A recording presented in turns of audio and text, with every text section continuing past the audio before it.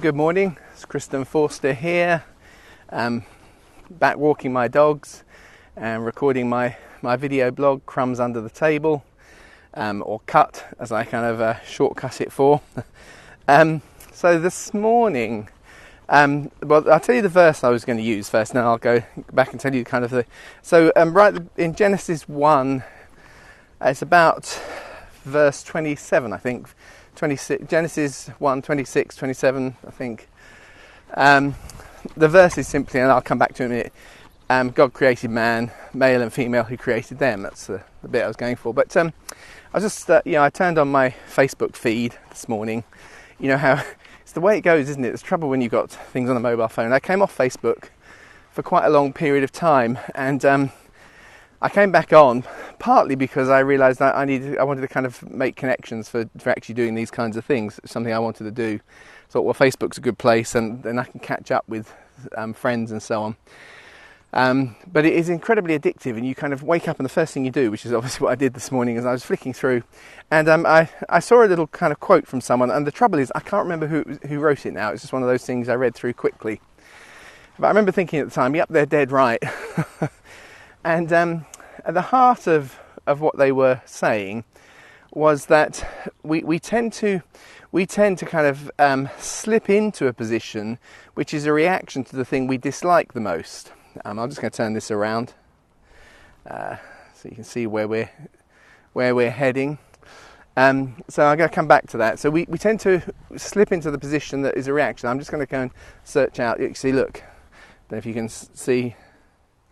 We are getting nice edible treats on my journeys now. We actually, during the week, we have had a blackberry pie made from... Oh, that was good. That is a really nice one. Sorry, I'm just making you all jealous here. Well, maybe you're not. There you go. That's one of my 5 a day. The other thing that's quite funny is Luna actually eats them off the bush, which I think is amazing. She somehow gets her lips around them. She's going to go for one now. Here we go. No, she's licking her lips. Will she? Will she? You're going to have one, Luna, she has to avoid the brambles, you see. She has to find, there we go. Just to find one that she can pull off without getting her lips stuck on the brambles. Very nice move. So unfortunately, we're going to have to leave. So if anyone's wondering where these are, you can always contact me and I'll give you the secret location. They're a little bit off the beaten track. So I'll be down this way with a bag later, I think. Anyway, coming back to what was it I was talking about? Oh, that's right. Yeah. So they'd posted something up. Banjo has no idea he's not so keen on fruit. Luna loves fruit. If you're eating an apple, she sits there salivating until you finish, and you give her the core. If you give an apple core to Banjo, he kind of drops it on the floor and thinks, "What are you giving me this for?" Yeah, there you go. Anyway, I'm supposed to be staying on thought. So what was I just saying? Oh, that's right. Yeah. So we tend to, and so actually that's something to be aware of, if you like. And so the illustration they were giving was, if you're kind of horrified, if you like, by the thought of Brexit, and in your mind it stirs up ideas of racism or Little Englanders or whatever. So in emotionally you respond to that, and then you kind of slip into everything that on the left kind of reacts against that, but on the left there can be other things that can be just as ugly. So, for instance, if I can be controversial, I am being controversial. There was what was the program? Is it Horizons? I can't remember now. The BBC did, but you can find the clip online. It's just this week, looking at the abortion debate in the US. Because in the UK, of course, we kind of highlight, and I've actually heard the word brutal used of the laws on BBC News, of the laws that are going through in the US, which are putting restrictions on late-term abortions and so on. So they're now being referred to as brutal by the impartial BBC. But they went and did a proper kind of survey of responses, and there was a little moment where the BBC reporter, you can see, is visibly shocked as she talks to an abortion doctor, even though she herself almost certainly is very kind of pro. And he says, no, we should call it a baby. It is a baby. It's just avoiding the issue if you don't call it a baby. And yes, I would kill it. It's not wanted, and it has no choice in the matter. And it's by an older, very respected middle-class clinic owner, and so on. And you can see the kind of the shock moment, you see. And so there are those who are revolted by that approach, and so therefore Trump doesn't seem as bad as Hillary Clinton did, if I can put it that way. And so I'm not kind of making excuses, because I don't think I would like Donald Trump as a friend. But I'm just trying to explain how we often side up with the people who stand against what we object to. But the kingdom is not political. It doesn't sit on the left or right. On the left and the right, there are things on both sides that are actually can be deeply unpleasant to people. And so they have a moral kind of visceral reaction or response. But the thing that we need to do in that is watch that we don't kind of fall into, if you like, condoning and sanctioning and saying everything's now okay on the other side. So if I kind of have that response, so I think, well, I'll put up with Trump, but now that also means I can't say anything about, say, for instance, sensible gun controls, and let's keep it just out of American politics, because it can happen in the UK too. Let's say I look at what's going on in the Labour Party at the moment, and I think that doesn't look like anything like the Labour Party my nan and my uncle were both councillors for, and she was a mayor. It looks much more like a Trotskyist organisation. See, I'm being very controversial here. You understand the language I'm using. I look at it, so I don't like that. I think that will be chaos. And I look at what has been done in the name of those that make the state your ultimate authority, and that makes me fearful. And so then I put up with, on the right, all sorts of things which can be unpleasant and can be unkind, and it can work both ways, you see. So that's really what I'm trying to drive at, for balance sake, which is the kingdom is not politics. And I've often thought, so why do we divide the way we do? And that's where I come back to that verse right in the beginning in Genesis. I'm always astounded how the early chapters of Genesis speak very much to the human condition, and you get the little tension right there in that Genesis 1. So God creates man, that's an individual. Male and female, he created them. Suddenly man has become a community. And that is, if you like, the paradox of our nature, is that we are unique individuals who are ultra-social beings. And we can't unravel the two. And so you get this kind of interesting sort of conflicts, as I've touched on these things before in some of these early morning rambles. Well, I say early morning, I'm getting out later and later because it's the summer. I have to be out doing it earlier as everyone gets back into the regular flows of work. But which is this, that in if you look at, say, a quote from Jean-Paul Sartre, where he says that hell is other people, you see, and then on the flip side, Martin Seligman, who's the kind of the father of modern positive psychology, who says heaven is other people. It's deliberate contrast, of course, but actually both are true. Why are both true? Well, because actually deeply woven into us as individuals is actually a social requirement. It's a social need. It's to be part of something bigger. It's to be part of a community. And there is no other creature on earth. There are other animals that they call social mammals, but we are an ultra-social species. And that ultra-social species kind of occupies our mind and our thinking, even when I'm on my own. So here I am in all of this space. Other people will shape it, and I will understand myself in terms of the communities and the folks that I relate to, which is why tribalism is so incredibly powerful, of course. You find those that you identify with. And so there's this tension in the human heart between the individual and the corporate, and that kind of, in one sense, defines the spectrum from left to right. So as we kind of lean into, if you like, our collective nature, our corporate nature, we put focus and emphasis, and this is on the positives now, I'm not talking about the negatives, let's look at the positives of these things. We look on how we do things together and how we build things together, and we don't want to exclude people from that, so inclusion becomes a part of the narrative. The trouble is, you see, that when you include an individual, somehow that individual has to allow themselves to be shaped to the community they're coming into. And that then becomes anathemic as you kind of start to move further and further to the left, because nobody should tell you who you should be, which is a very individualistic thing. And so suddenly it starts to flip round and becomes almost the other side. And so because we recognise that you can only go so far, the two things are held, and you sway between the two. It's my individuality, but actually my individuality within a kind of a corporate group. And so in a very broad, kind of crude sense, and I'm sure I'll get tweets or other messages saying I really don't understand politics, but you look at things and you see that flow between the two. And the challenge to us as believers is to embrace the whole of our humanity. To know that the Bible talks of Israel as a person, and it talks about Israel as a nation. The Bible talks about Edom as a person, and it's also a nation. Edom is a name for Esau. It's Esau. Individuals become nations. Nations include individuals. We are corporate, but we are also personal.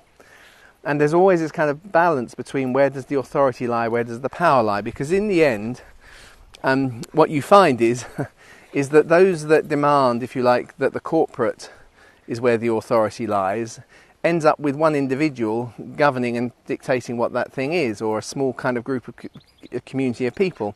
And so, if you like, all the power gravitates to a handful of people, and now you've just got a few individuals, and you suddenly think this doesn't look that different from if we'd gone the other way.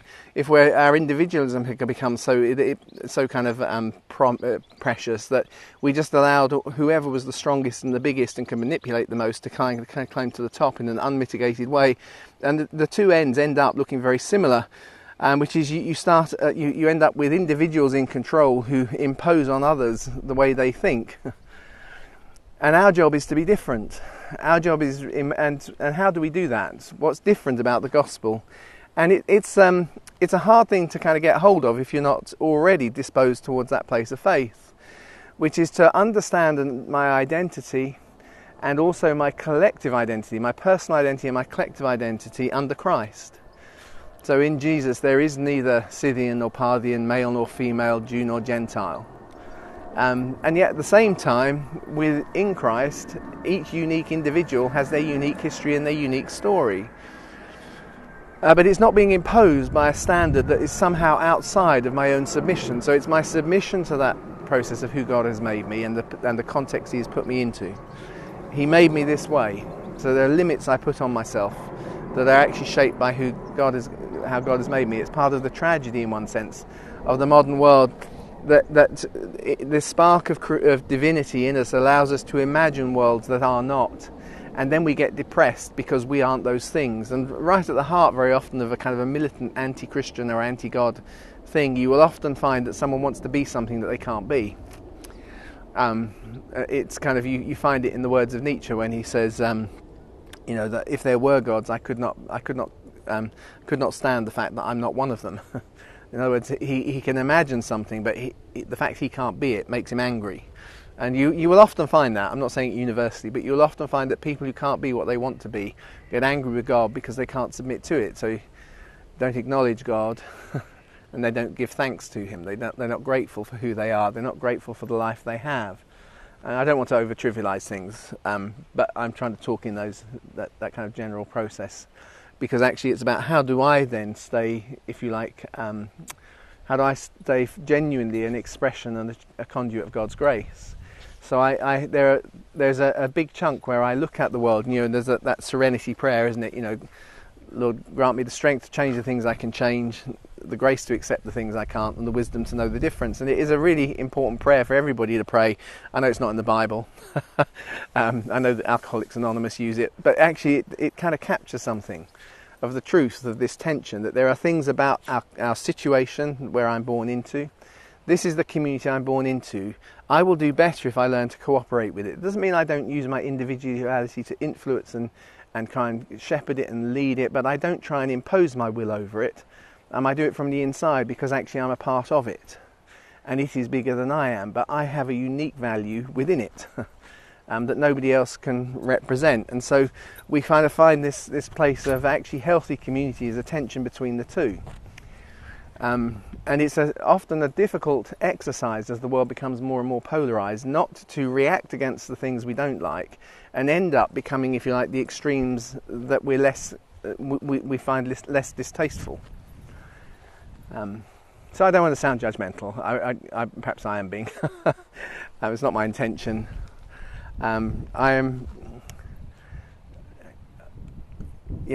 Yeah. So I suppose really where I'm driving at is grace is a daily exercise. I don't care who you are. That's not true. I really like who you are. What I mean is I don't care who you are in terms of rights, because I think we're all the same. I find that actually to be gracious, I need to be leaning into grace. And I need to be submitted, if you like, to that place of my understanding my own, both my value and my limitations, my smallness and my bigness at the same time. And I find that best in that place of an attitude of worshipful submission to the context and the person that God has made me. And so if I can play that role well, then you can start to kind of try and be an inspiration to others. To find that kind of radical middle, if I can put it that way. It's a term that was used, I think, in politics. But I want to kind of say there's something about it, of that radical balance, that recognises the tension of the individual and the community. And there are times when we need to emphasise the one over the other, and then there are times when we need to emphasise the other over the... You get where I'm going. And so I want to have friends on both sides of the political debate. I want to understand the positives on both sides of a political debate. There are no ultimately bad people and there are no ultimately good people. We're all a bit of a blend. We've all been infected by the brokenness of the world, but we all have value that we carry as well. And so the opinions that groups are coming up with often will have a good kernel in them, even if we look at them and say they're ridiculous. And so we want to find out what is that thing that has genuine value in it.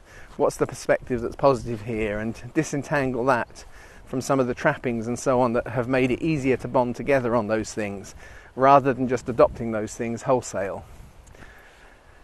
And becoming living examples of what Jesus refers to as blessed are the peacemakers.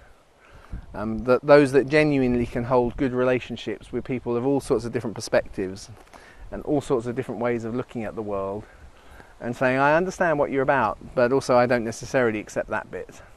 And that doesn't mean we have to break relationship, and that doesn't mean I hate you. And somehow we've all got to find that way of living together. So yeah, I'm probably sounding too much of a bit woolly this morning for some people. But for me, it does feel like it's an important part of my faith. It's one of actually the biggest struggle areas. I find it much, much easier to react and kind of go to the extreme, like, well, it'd be better if supposing something happened to them, that would sort it out, wouldn't it? You know, that kind of attitude. It's very easy to go there. So I need to kind of put myself in that place of grace every day. Now I'm receiving it so that I've got excess that I can share with others around me. So anyway, that's my thoughts for this morning. I'll probably see you tomorrow. I might be out here with a bag. As I said, I'm just walking back towards those blackberry bushes that we were just walking past, that are at feeling tempted because I didn't have any breakfast before I came out. Not that I'm kind of, I'm suffering, just to kind of so look at that. I think I can cope without having breakfast before I leave. So now I'm feeling like maybe I should be drawn towards those blackberries. Luna's already over there scoffing them. Let's have a look. Hang on. There you go, she's already having a dig around, see if she can find some nice blackberries. So until tomorrow, where I have no idea what we'll talk about, but I never do till we get going, I'll say goodbye.